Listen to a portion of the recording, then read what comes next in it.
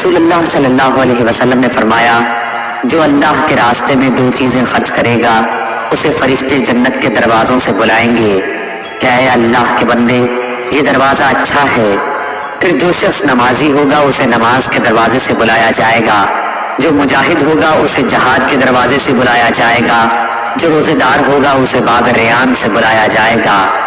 اور جو زکوٰۃ ادا کرنے والا ہوگا اسے زکوٰۃ کے دروازے سے بلایا جائے گا۔ اس پر ابو بکر رضی اللہ عنہ نے پوچھا میرے ماں باپ آپ صلی اللہ علیہ وسلم پر فدا ہوں، یا رسول اللہ صلی اللہ علیہ وسلم جو لوگ ان دروازوں میں سے کسی ایک دروازے سے بلائے جائیں گے مجھے ان سے بحث نہیں، آپ یہ فرمائیں کہ کیا کوئی ایسا بھی ہوگا جسے ان سب دروازوں سے بلایا جائے گا؟ آپ صلی اللہ علیہ وسلم نے فرمایا کہ ہاں، اور مجھے امید ہے کہ آپ بھی انہی میں سے ہوں گے۔